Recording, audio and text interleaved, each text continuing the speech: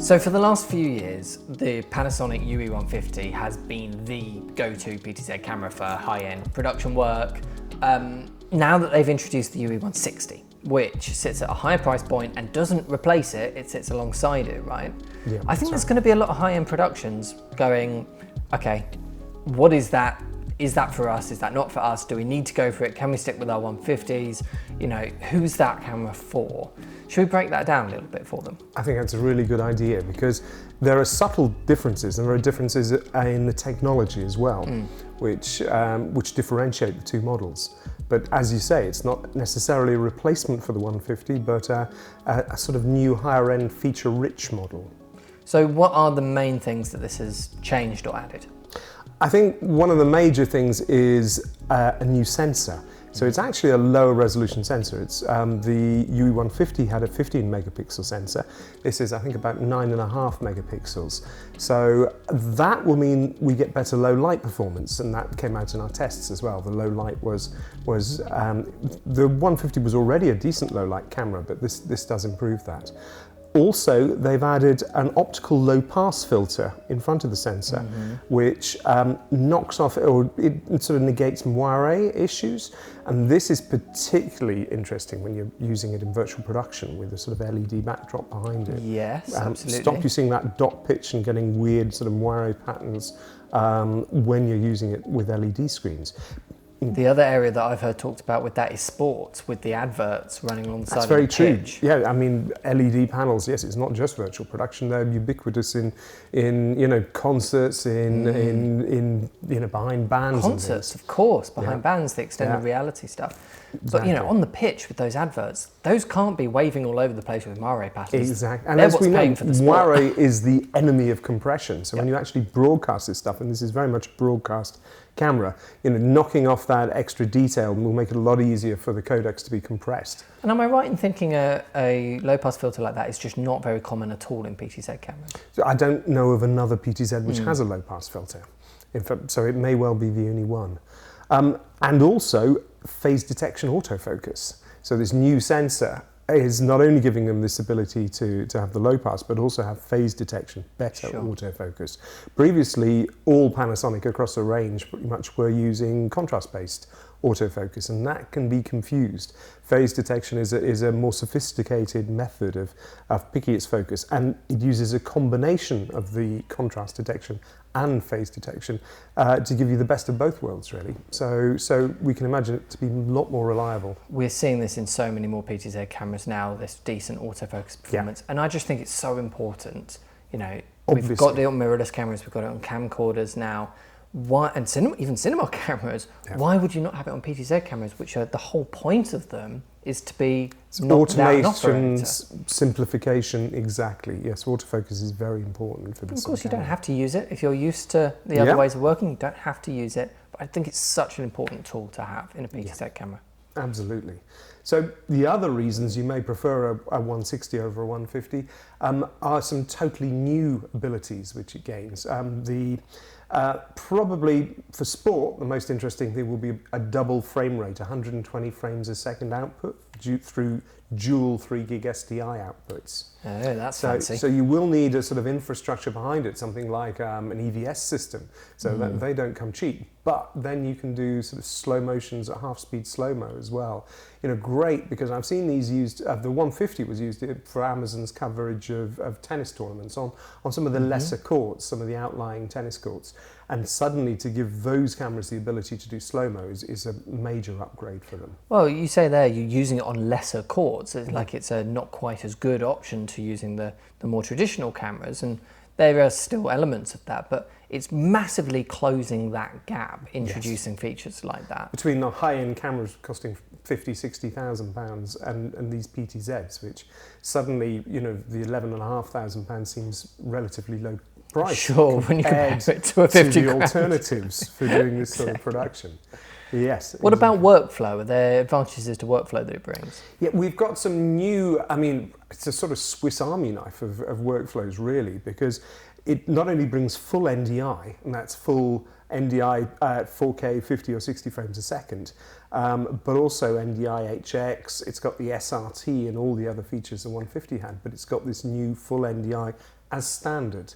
So it makes it one of the 2 cameras available at the moment to have 4K at 50 or 60 frames a second full NDI output. So we're only really talking the Panasonic UE100 and this 160. So that's a big upgrade. And through a paid license, there's going to be SIMT 2010 output.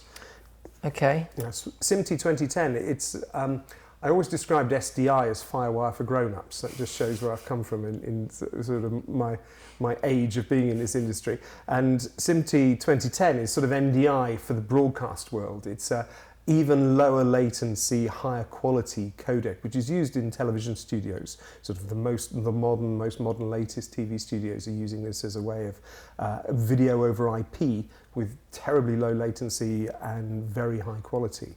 So, and is that what Panasonic are using on their Kairos system? That's right. Well, it will take NDI as well, Kairos, but Kairos is Panasonic's sort of IP vision mixing system, which is an incredibly flexible, very interesting use. It's a little like TriCasters, but very much higher end. Even the high-end TriCasters can't compete with the flexibility of inputs and outputs, which you can get with Kairos. So it's a new way of doing production over IP. And the UE160 perfectly fits into this with its ability to output through SIMT 2010 IP. However, this will be limited to HD output, not to full 4K at 50 and 60. You'd have to go to NDI to do that at the moment. Okay. And presumably because it's a Panasonic PTZ, you know, there's this whole ecosystem around them, which is a large part of what makes them sort of that go-to choice. It's the RP150 controller, for instance, is by far the most fully featured, best ergonomically PTZ camera controller on the market at the moment. It's a piece of kit which also people have a muscle memory for using. People who are using these cameras day in, day out on sort of fixed rig productions know exactly where to go to the buttons on this. So it's great that this camera will just plug straight into controllers like the RP60, RP150, which obviously there are a lot of out there in the market already. And also it will plug into things like Panasonic's auto tracking software.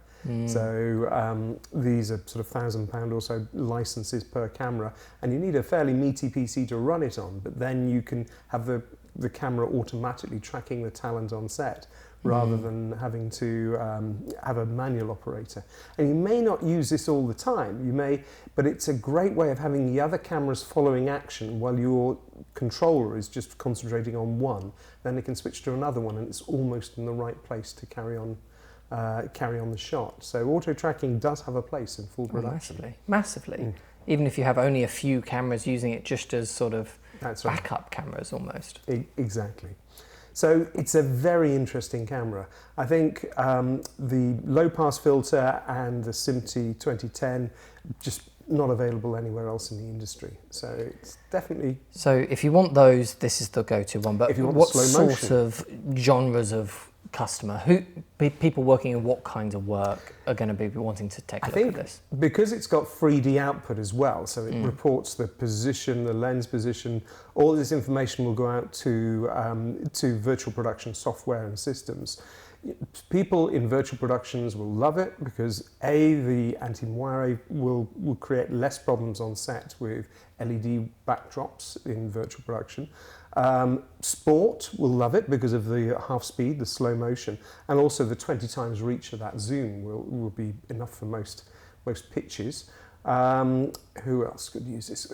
Live events, that live output of NDI and SIMT 2010 and SDI, 12 gig SDI, make it a very useful sort of Swiss Army knife for live production. They're very low latency outputs. Also, it has the ability to be seen as more than one camera at a time. You can use not just the main video output, but you can have a cropped output as well. So you can have a frame within a frame to give you an HD crop within that wider image. So you can effectively make it two cameras at once. Again, a bit like that auto tracking, just great as the backup camera, just to, at least I've got that. Yeah. Yeah, I've seen this work with the auto tracking, so you've got a close-up and a wide shot at the same time, and Vision Mixer can switch between both of these outputs. So very, very flexible camera. But do you need those features? Not necessarily. You might be happy with the 150, because the 150 doesn't have the NDI, the SIMT, the slow motion, or the anti-moire. But actually, the low-pass filter will knock off a little bit of that resolution. It will look a touch softer, and there may be times when you don't want those softer images.